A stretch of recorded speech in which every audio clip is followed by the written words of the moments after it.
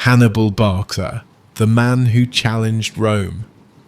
Hannibal Barca stands as one of history's most brilliant military commanders, a tactical genius whose name struck fear into the heart of Rome at the height of its power. His extraordinary campaign against the Roman Republic during the Second Punic War, 218–201 BCE, remains one of the most daring military ventures in ancient history. Early life and background. Born in 247 BCE in Carthage, Hannibal was the eldest son of Hamilcar Barca, a prominent Carthaginian general and aristocrat. The Barcid family was among Carthage's most influential noble houses with a long military tradition. While we know much about Hamilcar, little information exists about Hannibal's mother, whose name has been lost to history. Carthage, founded by Phoenician settlers from Tyre in modern Lebanon, around the 9th century BCE, had grown into a powerful maritime empire by Hannibal's time. Located on the North African coast near modern-day Tunis, it was a sophisticated civilization with impressive engineering achievements, including an advanced water collection system and a magnificent double harbour that could accommodate 220 warships. As historian Serge Lancel notes, Carthage was probably the richest city in the Mediterranean, more beautiful than Rome, as refined as Athens.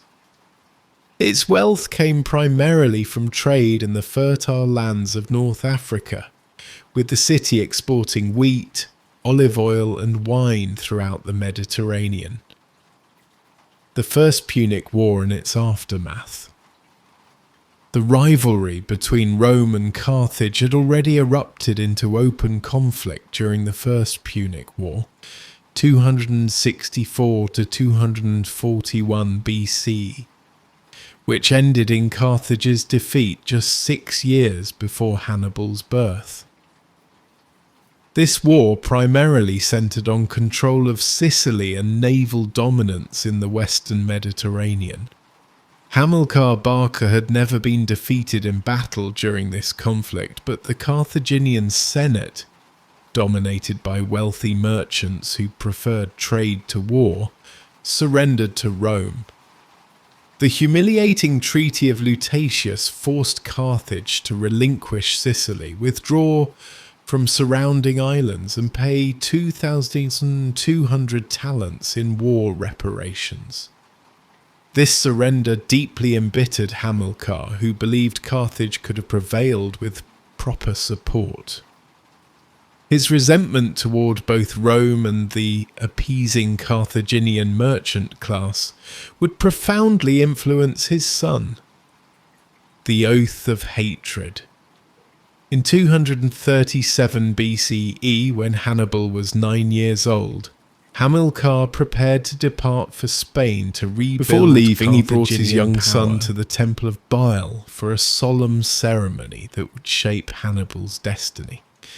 According to the Roman historian Livy, Hamilcar was about to carry his troops over into Spain when Hannibal, then about 9 years old, begged to be allowed to accompany him, whereupon Hamilcar, who was preparing to offer sacrifice for a successful outcome, led the boy to the altar and made him solemnly swear with his hand upon the sacred victim that as soon as he was old enough, he would be the enemy of the Roman people. This oath of eternal enmity toward Rome would define Hannibal's life purpose and drive his remarkable military career. In Spain, the young Hannibal received a comprehensive education. His Greek tutor, Socylus of Lacedaemon, taught him to read and write using classical Greek texts like Homer's Odyssey and Aristotle's Logic. Simultaneously, he underwent rigorous military training, learning swordsmanship, archery, and horsemanship. More importantly, Hannibal observed his father's campaigns against the Iberian tribes, absorbing crucial lessons in strategy, tactics, and leadership. He learned how to move armies across difficult terrain, how to outmaneuver enemies, and how to inspire loyalty in his troops. By age 19, Hannibal was leading small scouting detachments in battle, gaining valuable first-hand experience. When Hamilcar died in battle against the Vettoni tribe in 229 BCE, command passed to Hannibal's brother-in-law, Hasdrubal the Fair, who recognized the young man's potential and placed him in charge of the cavalry. After Hasdrubal's assassination in 221 BCE, the 26-year-old Hannibal was proclaimed commander-in-chief by his troops and confirmed in this position by the Carthaginian government. Livy describes the scene. No sooner had he arrived, the old soldiers fancied they saw Hamilcar in his youth given back to them. The same bright look, the same fire in his eye, the same trick of countenance and features. Never was one and the same spirit more skillful to meet opposition, to obey, or to command. Hannibal quickly proved his worth by subduing several rebellious Iberian tribes. In 220 BCE, he conducted successful campaigns against the Alcaides, a city allied with Rome but located south of the Ebro demonstrating his tactical brilliance between Roman and Carthaginian spheres of influence. The siege of Saguntum, a treaty signed by Hasdrubal. After an 8-month siege, Saguntum fell and Hannibal distributed the spoils among his troops while setting aside a portion for his war chest. Rome sent envoys to Carthage demanding Hannibal's surrender. When the Carthaginian Senate refused, the Second Punic War began. Rather than waiting for a Roman invasion, Hannibal made the audacious decision to take the fight directly to Italy. The Alpine Crossing. In late spring of 218 BCE, Hannibal departed from New Carthage, modern Cartagena, Spain, with approximately 90,000 infantry, 12,000 cavalry, and 37 war elephants. His plan to invade Italy by land was unprecedented and caught the Romans completely off guard. After crossing the Pyrenees and losing some troops who were reluctant to leave their homeland, Hannibal entered Gaul with about 50,000 infantry and 9,000 cavalry. He secured alliances with Gallic tribes and skillfully avoided a Roman force near Massilia, modern Marseille.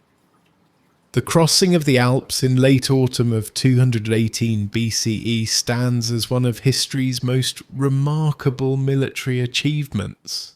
Facing freezing temperatures, treacherous terrain, and hostile mountain tribes, Hannibal's army endured extreme hardships.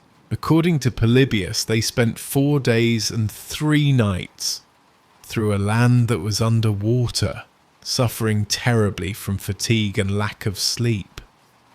The Allobroges tribe attacked them in narrow mountain passes, rolling boulders down on the marching columns and ambushing stragglers. Hannibal countered with brilliant tactics, including night maneuvers to secure high ground and strategic positioning of his forces. By the time they descended into the Po Valley in northern Italy, Hannibal's army had been reduced to about 26,000 men, having lost nearly half his force to the elements, disease, desertion, and enemy action.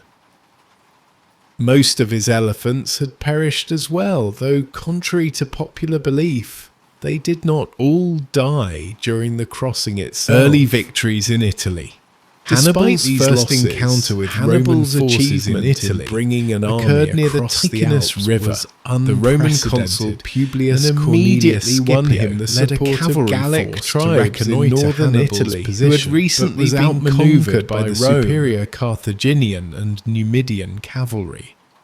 Scipio himself was seriously wounded and would have been killed had his 17-year-old son, later known as Scipio Africanus, not bravely charged into the fray to rescue him.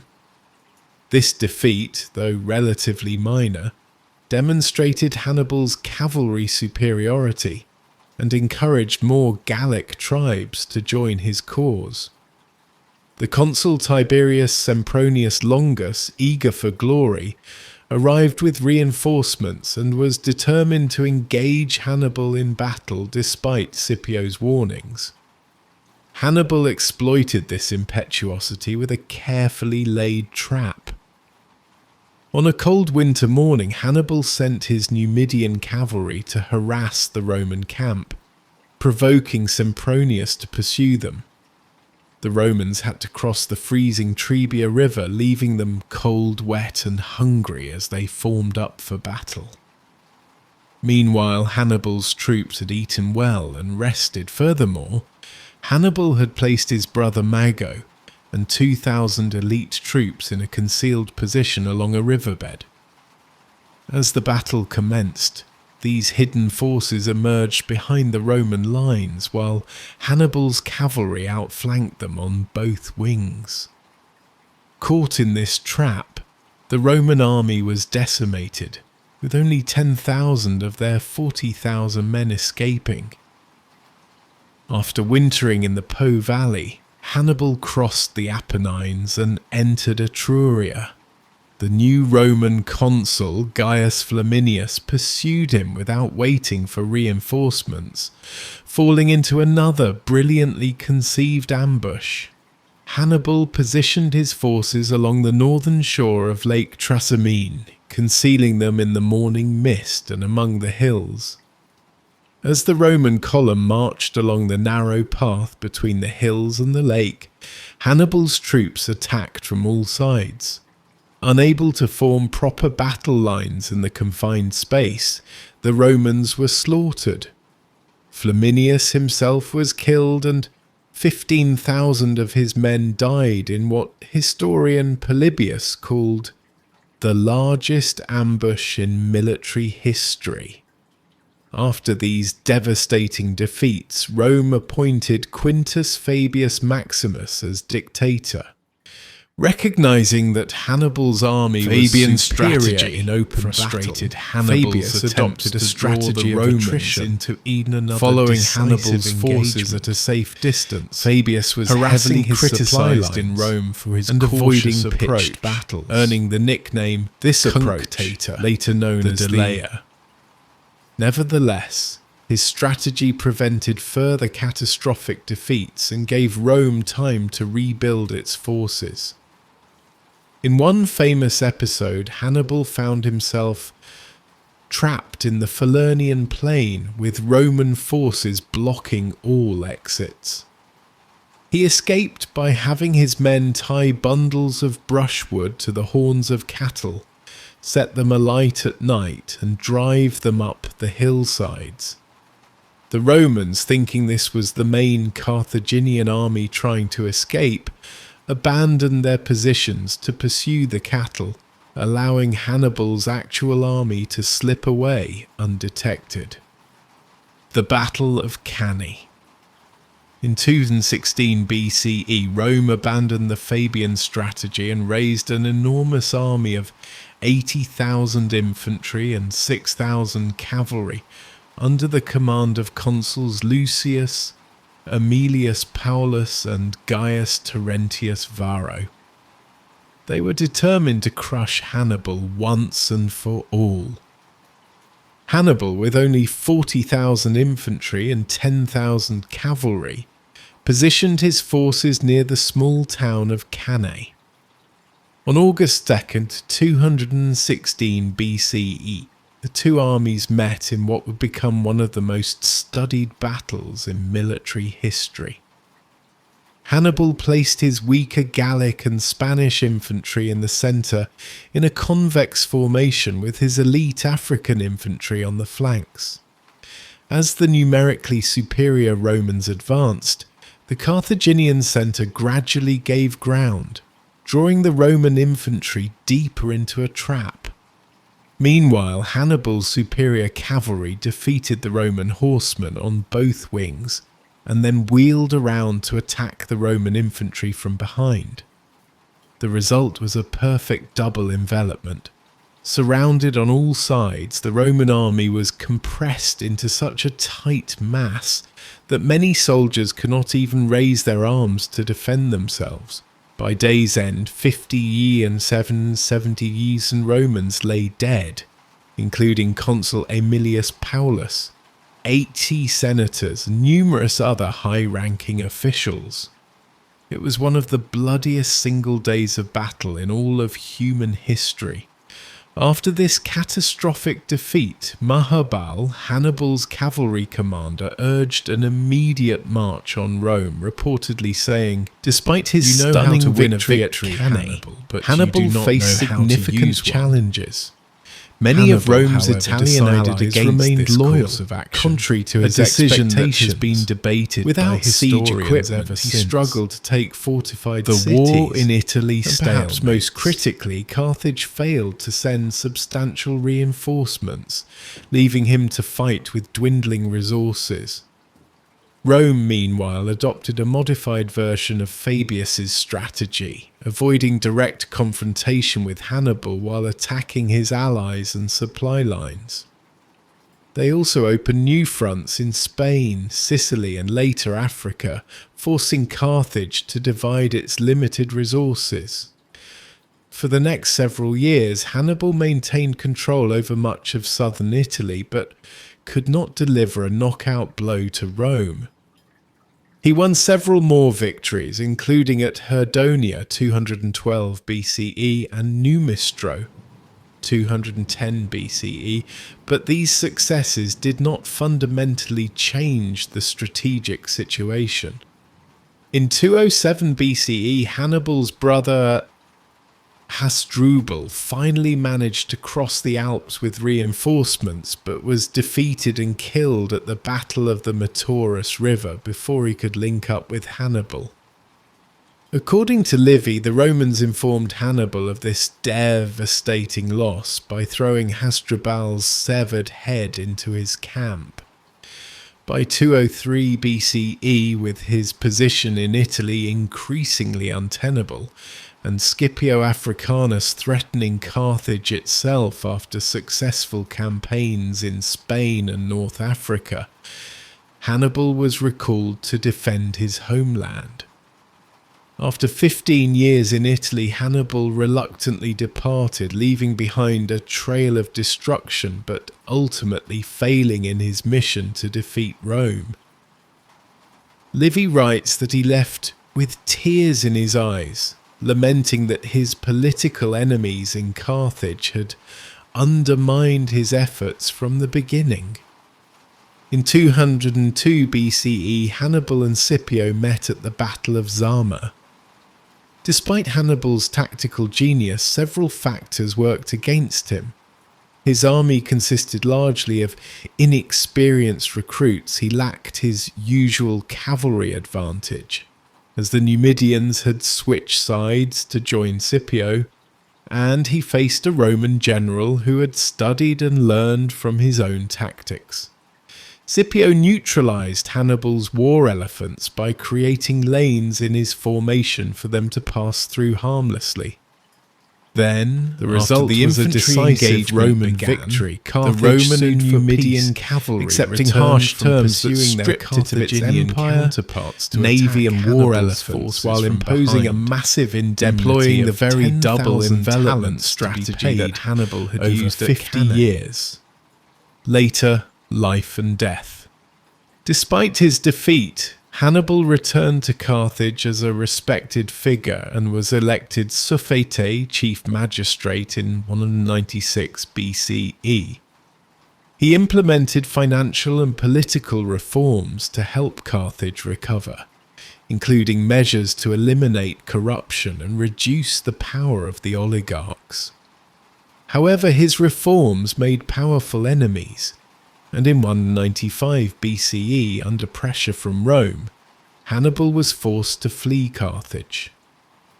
He spent the remaining years of his life in exile, serving as a military advisor to various enemies of Rome, including Antiochus III of the Seleucid Empire and King Prusias IV of Bithynia.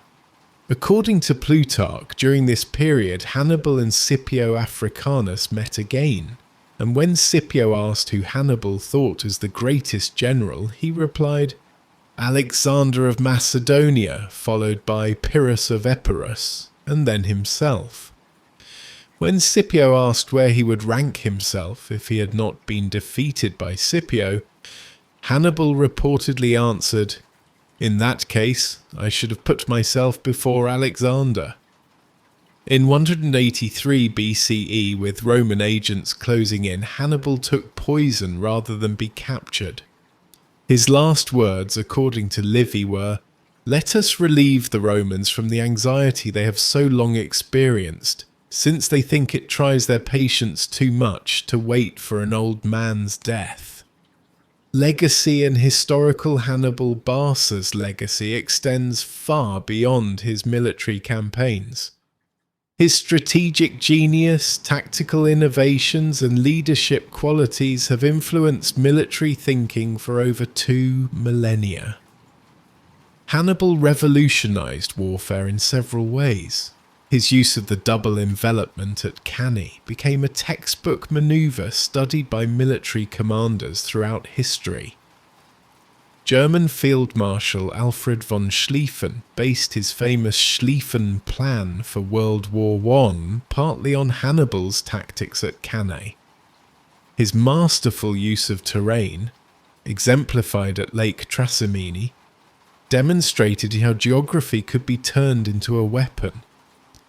His psychological warfare using deception, surprise and fear and cultural showed an differences understanding of the human dimension of conflict unit. that was far ahead of his time. As historian Adrian Goldsworthy Perhaps most notes, impressively, one of the Hannibal greatest commanded a measures of multinational Hannibal's force of generalship Africans, is that he Spaniards, wins his victories Gauls, and not others, with an army that's overcoming followed him for language many barriers. years, but one that's made up of many different nationalities who don't speak the same language.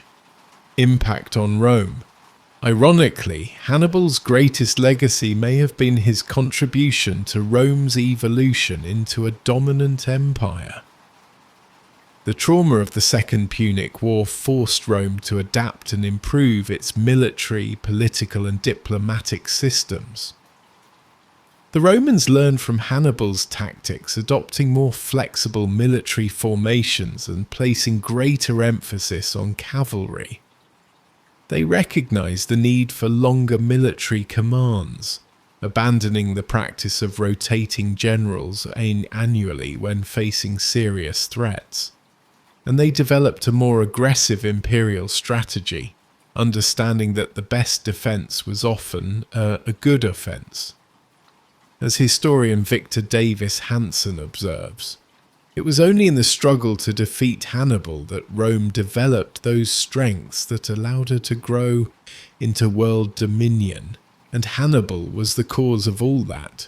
So in attempting to destroy Rome, paradoxically, he gave it birth. Cultural impact. In Roman culture, Hannibal became the archetypal enemy, feared, respected, and demonized. The phrase Hannibal ad portus, Hannibal is at the gates, became a proverbial expression of imminent disaster. Roman mothers would frighten misbehaving children with threats that Hannibal would come for them. Yet even in Rome there was grudging admiration for his military genius. The Romans built statues of Hannibal in their streets, not to honour him, but to demonstrate their triumph over such a worthy adversary. In modern Tunisia, Hannibal is revered as a national hero. His profile appears on Tunisian currency, and streets and institutions bear his name. He symbolizes a time when North Africa was home to a civilization that could challenge the greatest powers of the Mediterranean. Hannibal's leadership style combined charisma with pragmatism. Unlike many ancient commanders who directed from the rear, he led from the front, sharing his men's hardships and dangers. Against aggressive Roman generals, he slept on the ground Sempronius and Flaminius, enduring the same cold and privation. Against the cautious Fabius, he was also remarkably adaptable, adjusting Hannibal's grand strategy was bold and innovative. Opponents. Rather than defending Carthaginian territories against Roman aggression, he took the fight to the enemy's homeland. His plan to break Rome's Italian confederation by demonstrating Roman vulnerability was sound in concept, even if it ultimately failed in execution. He understood the importance of intelligence and reconnaissance, maintaining an extensive network of spies and scouts that provided crucial information about enemy movements and terrain. This intelligence advantage allowed him to anticipate Roman actions and position his forces accordingly. On the battlefield, Hannibal consistently outmaneuvered his Roman opponents. He excelled at using terrain to his advantage, as seen at Lake Trasimene, where he used the morning mist and surrounding hills to conceal his troops. His masterpiece at Cannae demonstrated his understanding of psychology as well as tactics. By allowing his centre to be pushed back while maintaining discipline, he exploited the Romans' aggressive instincts to lure them into a trap. Hannibal was also adept at combined arms warfare, integrating infantry, cavalry and elephants into a cohesive fighting force. His cavalry, particularly the Numidian light horsemen, gave him a mobility advantage that he exploited repeatedly. To fully understand Hannibal, we must consider the civilization he fought for. Carthage was fundamentally different from Rome in its social structure, values, and approach to warfare.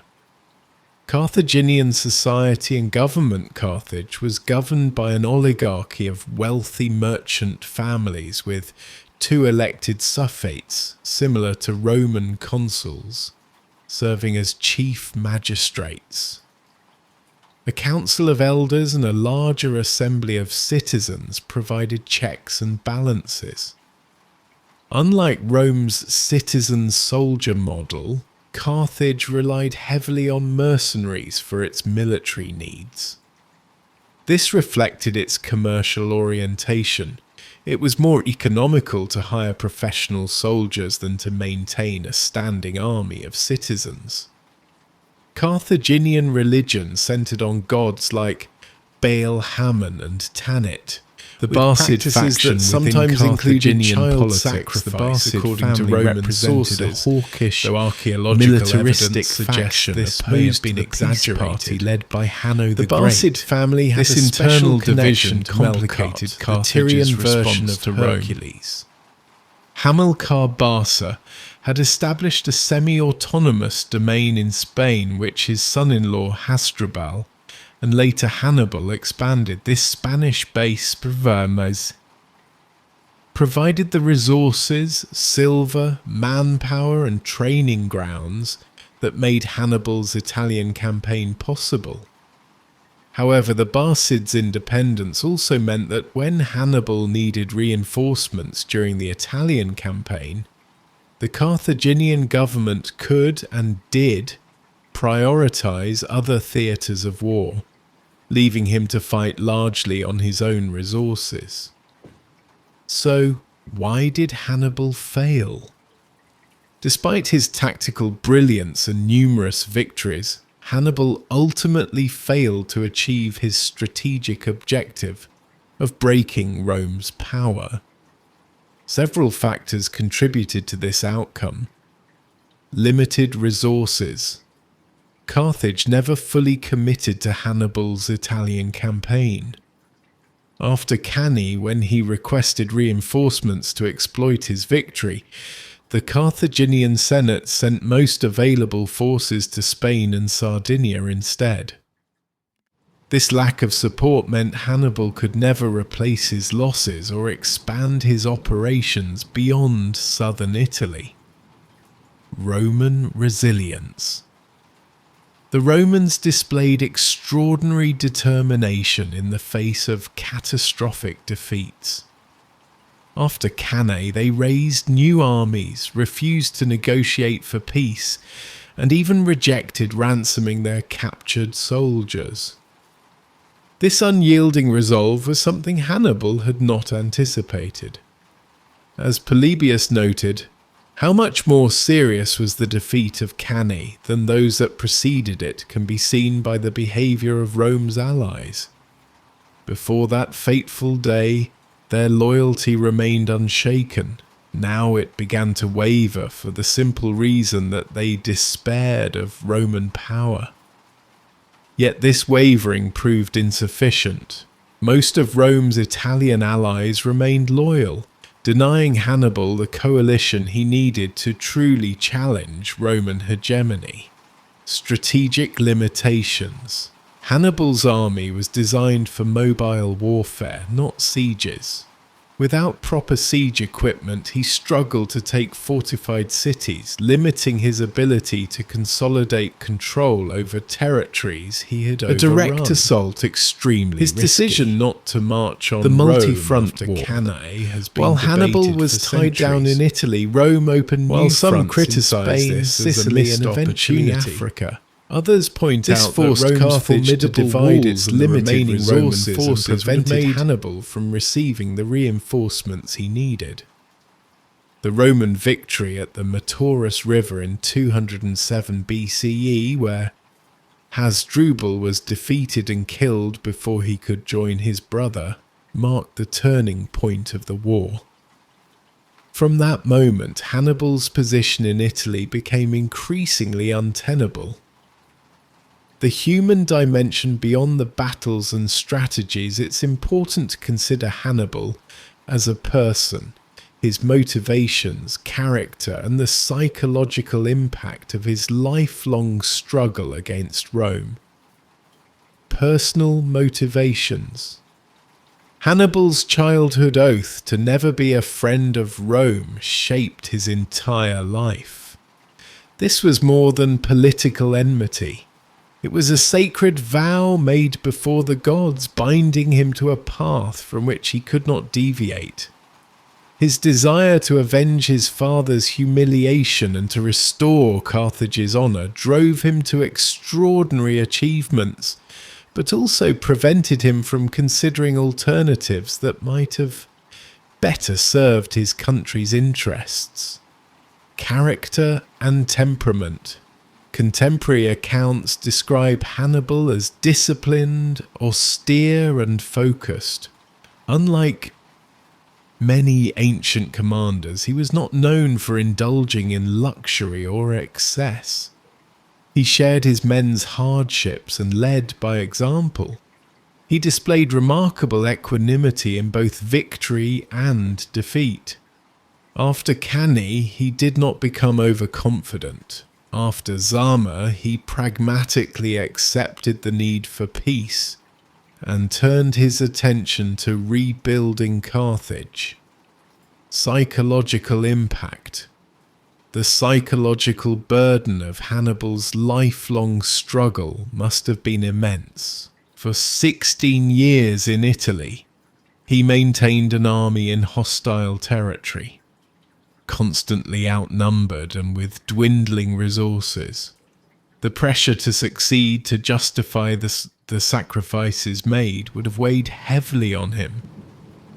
His final years in exile, hunted by Rome across the Mediterranean, reveal a man who remained defiant to the end. His suicide was a final act of defiance, denying Rome the satisfaction of capturing him alive.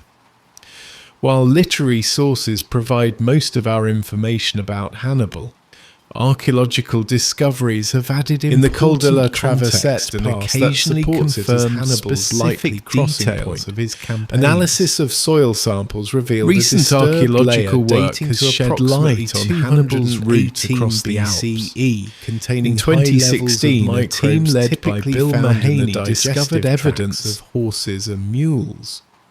This mass animal deposition is consistent with the passage of Hannibal's army and pack animals.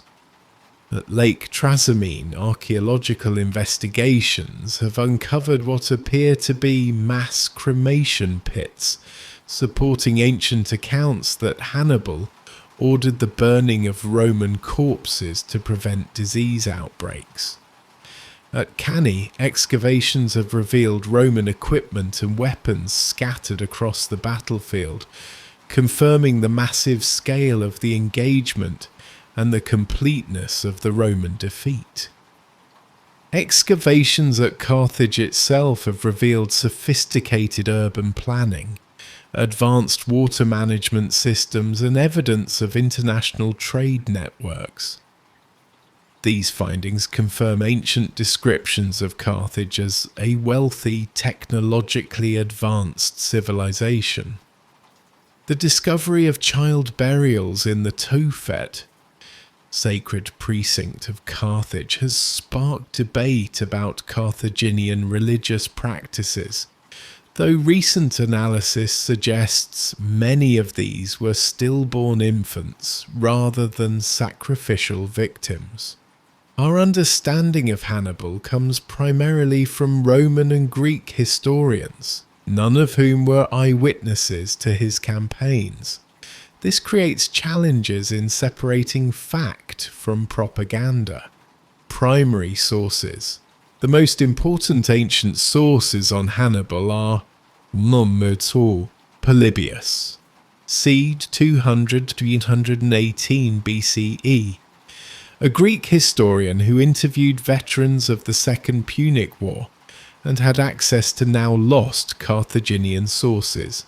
His account is considered the most reliable, though only portions of his work survive. 2.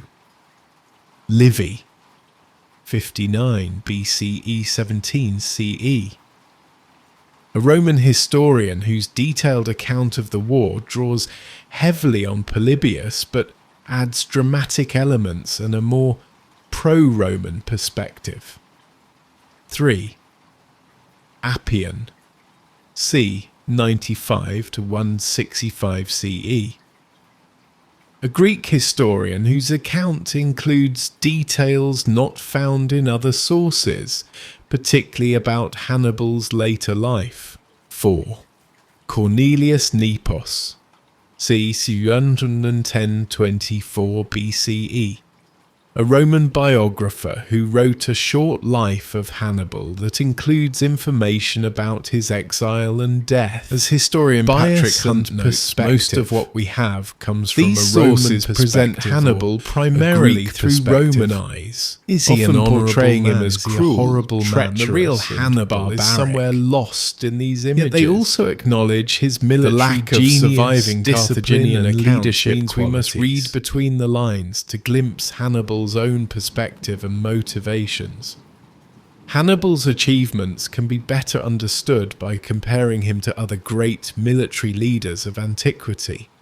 Like Alexander, Hannibal was a bold, innovative commander who led from the front and inspired fierce loyalty in his troops. Both conducted campaigns far from their home bases, adapting to local conditions and incorporating foreign troops into their armies. However, while Alexander conquered vast territories and established a lasting empire, Hannibal's victories did not translate into permanent territorial gains. This reflects the different strategic contexts they faced. Alexander fought against the declining Persian Empire, while Hannibal confronted the rising power of Rome.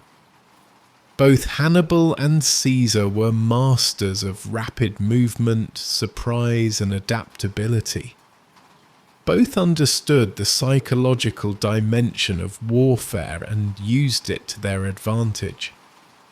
Caesar, however, had the full resources of Rome behind him, while Hannibal fought with limited support from Carthage.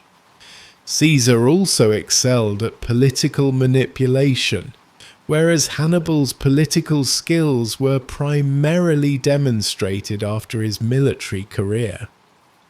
Scipio Africanus Scipio, who ultimately defeated Hannibal at Zama, learned from his opponent's tactics and adapted them for Roman use. Both generals were innovative, flexible, and willing to break with tradition when necessary.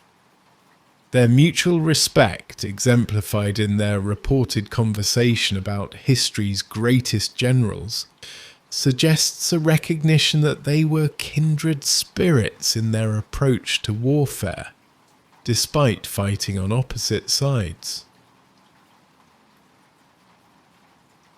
The destruction of Carthage. Though Hannibal's defeat at Zama ended the Second Punic War, it did not end the conflict between Rome and Carthage. In 149 BCE, nearly 50 years after Zama, and more than 30 years after Hannibal's death, Rome launched the Third Punic War.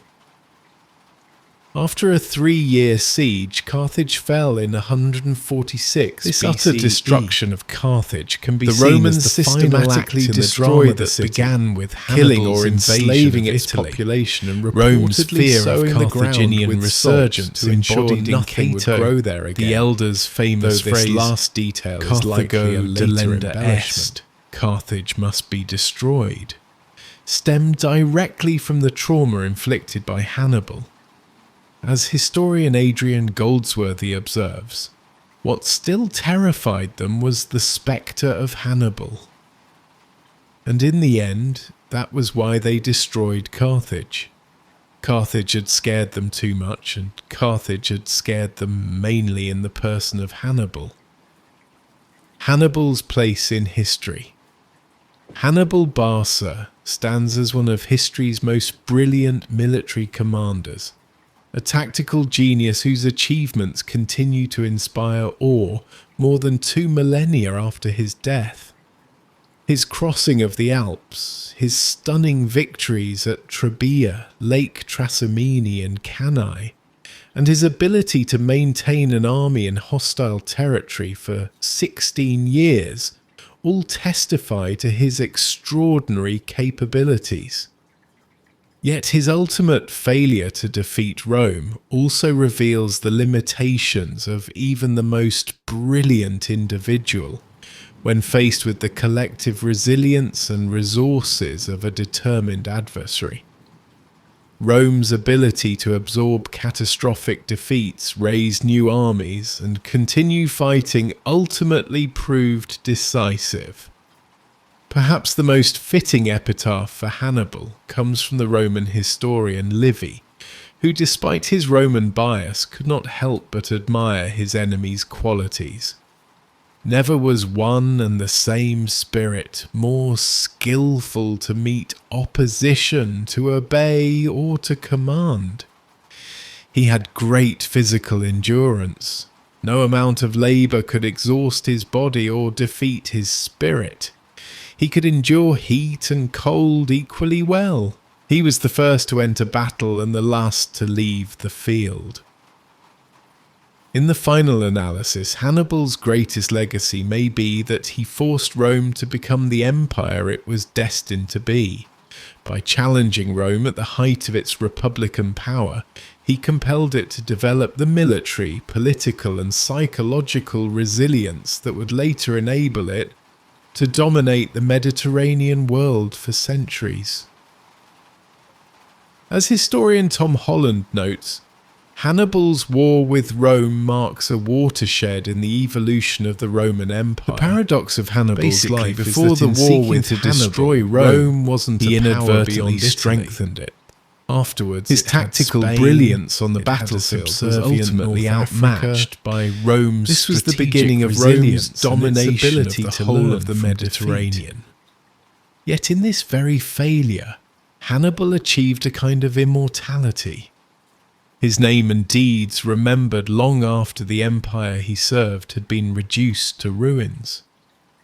As the Greek historian Polybius wrote, it is a remarkable and very cogent proof of Hannibal's having been by nature a real leader and far superior to anyone else in statesmanship, that though he spent 17 years in the field, passed through so many barbarous countries, and employed to aid him in desperate and extraordinary enterprises, numbers of men of different nations and languages, no one ever dreamt of conspiring against him, nor was he ever deserted by those who had once joined him or submitted to him.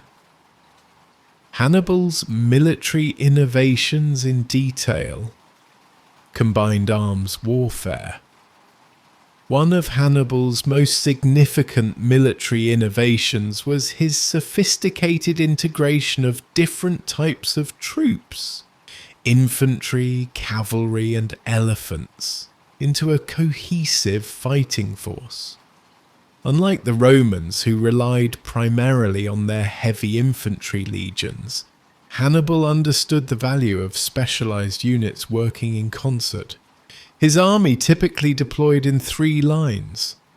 First line, light infantry, skirmishers, slingers, and javelin throwers, who would harass the enemy and then withdraw. Second line, heavy infantry, primarily Gauls, Spaniards, and Africans, who formed the main battle line. Third line, elite African infantry, often held in reserve for decisive moments. On the wings, he positioned his cavalry, heavy Spanish and Gallic horsemen on one flank, and the lightning-fast Numidian light cavalry on the other. This arrangement allowed Hannibal to adapt to different battlefield situations.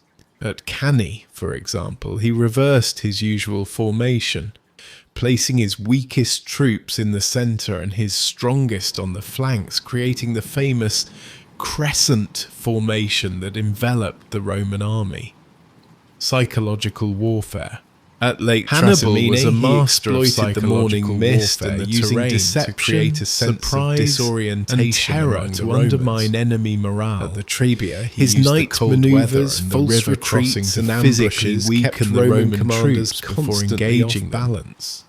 Even his use of war elephants, while of limited tactical value, had enormous psychological impact.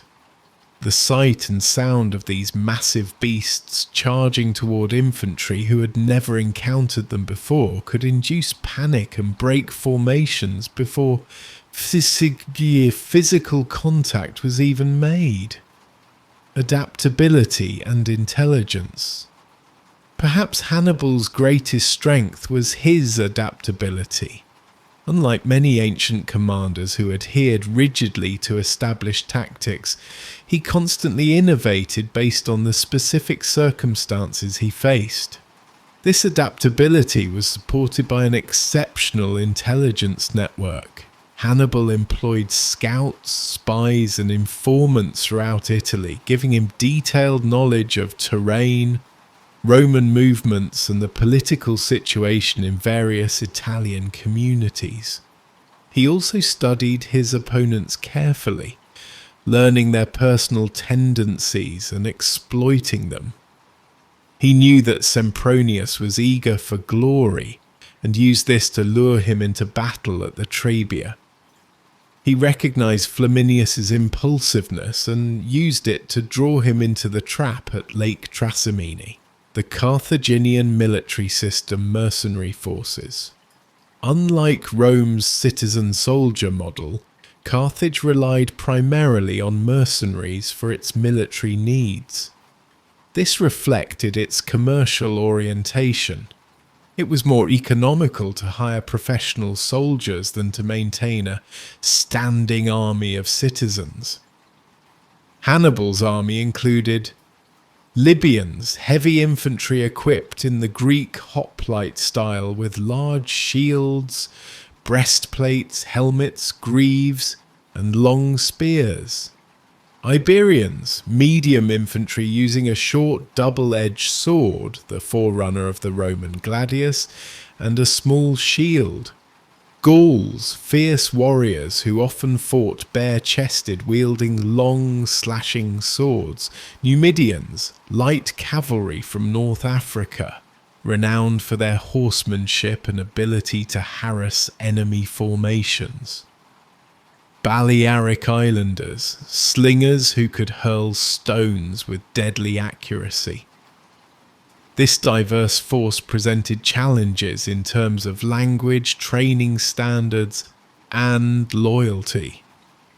Hannibal's ability to forge these disparate elements into a cohesive army was one of his after the First Punic War, Rome had seized naval supremacy.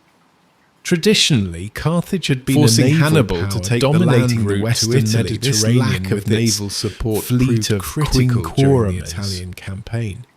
Without control of the sea, Hannibal could not be reliably resupplied from Carthage, limiting his ability to conduct sieges or maintain his position in Italy over the long term. War elephants. Carthage's use of war elephants was one of its most distinctive military features. These were not the massive Asian elephants familiar to modern audiences, but smaller North African forest elephants, now extinct. Trained to charge enemy formations, these elephants could break infantry lines and cause panic among troops and horses unfamiliar with them. They were typically guided by a mahout driver who carried a spike and mallet. If the elephant went berserk, the mahout would drive the spike into the base of the animal's skull, killing it instantly to prevent it from trampling friendly forces. By the time of the Second Punic War, the Romans had developed countermeasures against elephants, including creating lanes in their formations for the beasts to pass through harmlessly. At Zama, Scipio employed this tactic effectively, neutralizing Hannibal's elephant charge. Hannibal's campaigns in detail. The Spanish campaign, 221–218 BCE. Before invading Italy, Hannibal spent 3 years consolidating Carthaginian control in Spain. He subdued several rebellious tribes, including the Olcades, Vacaei and Carpetani, demonstrating the tactical skills that would later serve him against Rome. The Battle of the Tagus River in 220 BCE was particularly significant, facing a much larger force of Iberians. Hannibal crossed the river secretly at night and surprised the enemy, achieving victory by lunchtime with minimal losses. These campaigns served multiple purposes. They secured Carthage's Spanish silver mines, essential for financing the war, provided training for his troops, and established Hannibal's reputation as a commander. The Italian campaign, 218–203 BCE. Hannibal's 16-year campaign in Italy can be divided into several phases. Initial invasion and victories, 218–216 BCE. From the Alpine crossing to the triumph at Cannae, this phase saw Hannibal at his most brilliant, but failed to break every Roman army sent against the Romans, him. Now following a modified Fabian strategy, 216 avoided direct confrontation, BCE, gradual decline. After Cannae, Hannibal secured alliances with several Rome southern Italian cities and opened new fronts in Spain and Sicily. Hannibal's position in Italy became increasingly precarious. The death of his brother Hasdrubal at the Metaurus River in 207 BCE marked the beginning of the end. Throughout this campaign, Hannibal displayed remarkable resilience and adaptability. Despite being cut off from regular supplies and reinforcements, he maintained an effective fighting force in hostile territory for over a decade and a half, an achievement unparalleled in ancient warfare. The African campaign, 203–202 BCE, recalled to defend Carthage against Scipio's invasion. Hannibal returned to North Africa in 203 BCE. He spent several months training a new army, incorporating his veterans from Italy with fresh recruits. At Zama, he faced a Roman general who had studied his tactics and learned from them. Scipio neutralized Hannibal's elephants, matched his cavalry with Numidian allies, and ultimately turned Hannibal's own double envelopment strategy against him.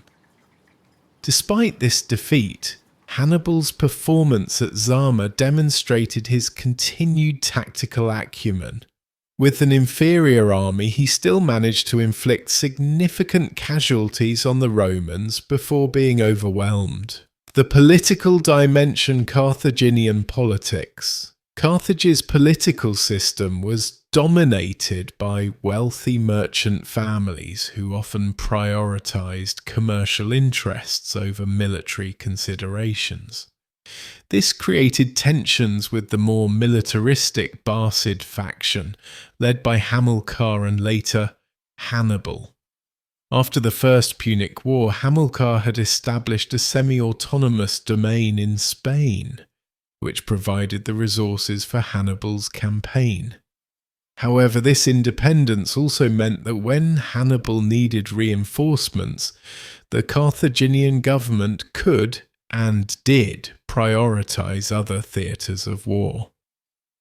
The political divisions within Carthage were exemplified by the rivalry between the Barcids and the peace party led by Hanno the Great. Roman politics. When Mago brought news of Rome's the victory at Cannae to Carthage, annually elected Hanno reportedly asked whether any Roman allies had defected, or whether any Latin cities had gone over to Hannibal. When told no, he argued that the war led commanders like Sempronius and Flaminius to seek battle when caution would have been wiser. However, the Roman system also demonstrated remarkable resilience. After the disaster at Cannae, the Senate took firm control of the war effort, appointing experienced commanders and maintaining a consistent strategy despite changing magistrates. The war also accelerated changes in Roman society.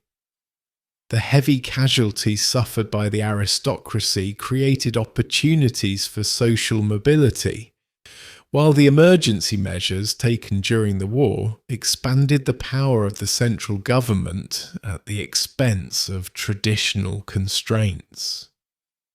Diplomatic manoeuvring. Both Rome and Carthage engaged in extensive diplomatic efforts to secure allies and isolate their opponents.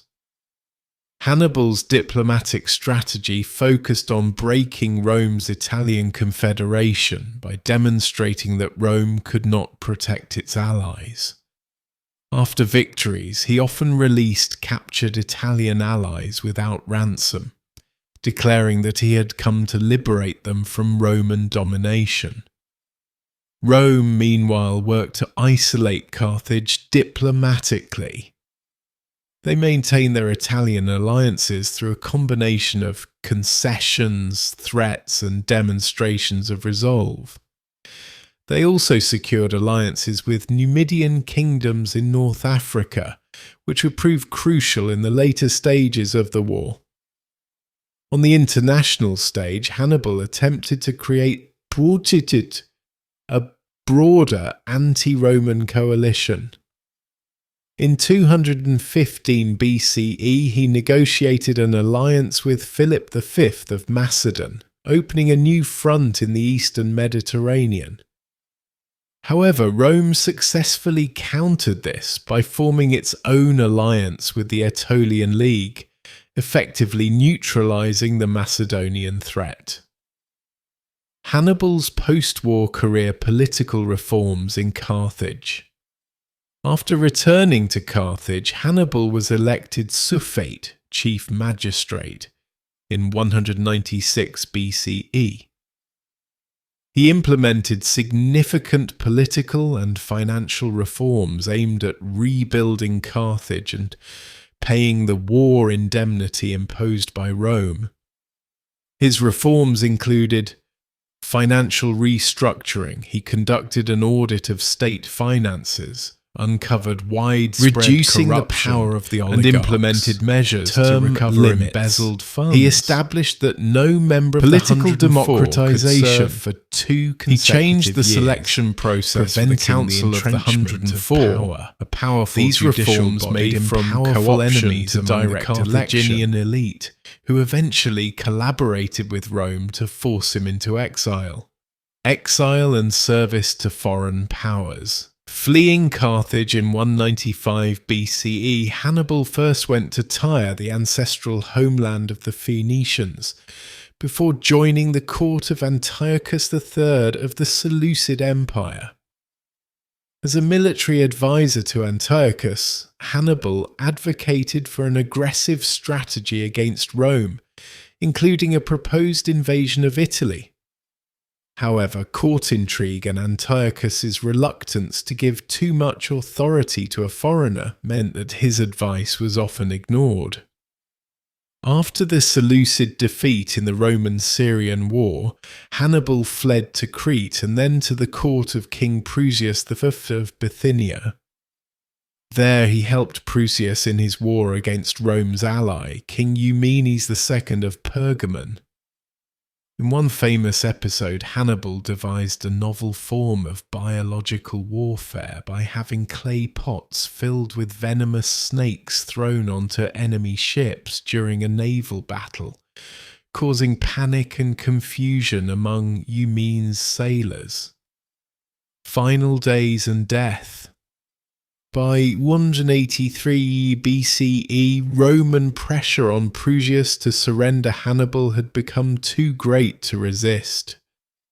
Rather than face capture and humiliation, Hannibal took poison, reportedly saying, "Let us relieve the Romans from the anxiety they have so long experienced, since they think it tries their patience too much to wait for an old man's death." His death marked the end of a lifelong struggle against Rome that had begun with his childhood oath. Though ultimately unsuccessful, his resistance had delayed Rome's rise to unchallenged supremacy in the Mediterranean for nearly 2 decades. Archaeological insights into Hannibal's world. Carthaginian urban life. Archaeological excavations at Carthage have revealed a sophisticated urban centre with advanced infrastructure. The city featured a grid-like street plan, multi-storey buildings and an elaborate water management system that included cisterns, aqueducts and sewers. The famous artificial harbours of Carthage, described by ancient authors, private homes excavated in Carthage, show evidence of wealth and international connections. The circular military harbour imported Greek pottery, Egyptian artifacts and luxury goods, while the rectangular commercial harbour handled merchant vessels, military equipment and technology. Archaeological finds from battlefields and military camps have provided insights into the equipment used by Hannibal's multinational army. Spanish swords recovered from sites in Italy confirm ancient descriptions of their quality and effectiveness. These short double-edged weapons were so impressive that the Romans adopted a modified version, the gladius hispaniensis, as their standard infantry sword. Sling bullets bearing Punic inscriptions have been found at several sites, some with messages like, "Take that," or the name of a commander, suggesting psychological warfare elements in their use. The remains of defensive works at New Carthage, modern Cartagena, Spain, demonstrate the sophisticated military engineering capabilities of the Carthaginians, with massive walls, towers and gates designed to resist siege engines. Trade networks and economy archaeological evidence confirms the extensive trade networks that underpinned Carthage's wealth and power. Carthaginian coins, pottery and other goods have been found throughout the Mediterranean from Spain to Egypt. The silver mines of southern Spain, which financed Hannibal's war effort, have been excavated, revealing sophisticated extraction and processing techniques. Analysis of lead pollution in Greenland ice cores has confirmed the intensive mining activity during the Barcid period. Shipwrecks discovered off the coasts of Sicily, Sardinia and Spain have yielded Carthaginian trade goods, including amphorae that once contained wine, olive oil and garum, fish sauce, as well as luxury items like ivory, precious metals and textiles. Hannibal in popular culture and memory, ancient representations. In Roman literature and art, Hannibal was portrayed as the quintessential enemy, cunning, cruel and barbaric, yet also possessed of undeniable genius. Cicero called him that most skillful of all generals, while Juvenal referred to him as, in the final analysis, Hannibal's greatest legacy may be that he forced Rome to become Greek the writers tended to be more sympathetic. By challenging Rome at the height of its republican occasional cruelty, he compelled it to develop the military, political and psychological resilience that would later enable it to dominate the Mediterranean world for centuries. As historian Tom Holland notes, Hannibal's war with Rome marks a watershed in the evolution of the Roman Empire. Basically, before the war with Hannibal, Rome wasn't a power beyond Italy. Afterwards, it had Spain, it had a subservient North Africa. This was the beginning of Rome's domination of the whole of the Mediterranean. The paradox of Hannibal's life is that in seeking to destroy Rome, he inadvertently strengthened it. His tactical brilliance on the battlefield was ultimately outmatched by Rome's strategic resilience and its ability to learn from defeat. Yet in this very failure, Hannibal achieved a kind of immortality, his name and deeds remembered long after the empire he served had been reduced to ruins. As the Greek historian Polybius wrote, "It is a remarkable and very cogent proof of Hannibal's having been by nature a real leader and far superior to anyone else in statesmanship, that though he spent 17 years in the field, passed through so many barbarous countries and employed to aid him in desperate and extraordinary enterprises numbers of men of different nations and languages, no one ever dreamt of conspiring against him, nor was he ever deserted by those who had once joined him or submitted to him. Hannibal's military innovations in detail combined arms warfare. One of Hannibal's most significant military innovations was his sophisticated integration of different types of troops, infantry, cavalry and elephants, into a cohesive fighting force. Unlike the Romans, who relied primarily on their heavy infantry legions, Hannibal understood the value of specialized units working in concert. His army typically deployed in 3 lines. First line, light infantry, skirmishers, slingers and javelin throwers, who would harass the enemy and then withdraw.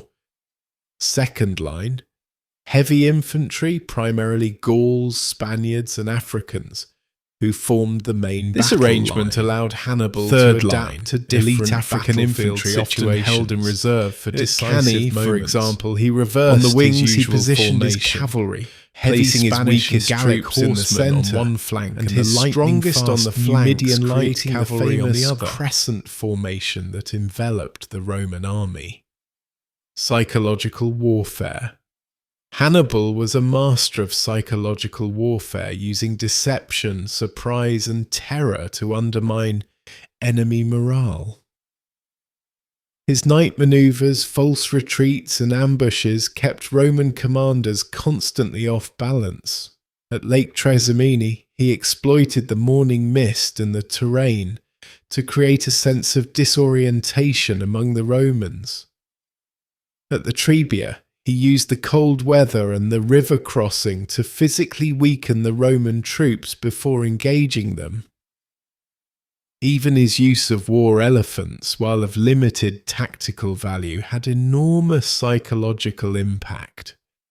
The sight and sound of these massive beasts charging toward infantry who had never encountered them before could induce panic and break formations before physical contact was even made. Adaptability and intelligence. Perhaps Hannibal's greatest strength was his adaptability.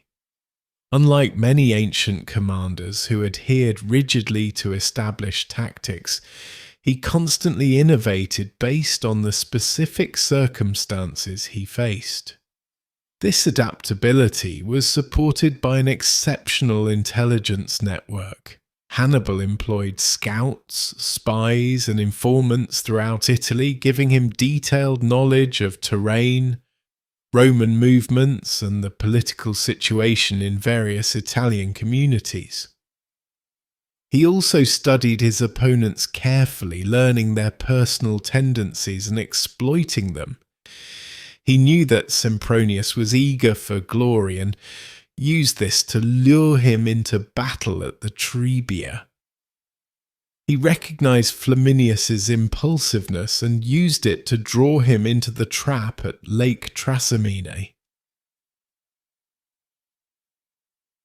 The Carthaginian military system, mercenary forces.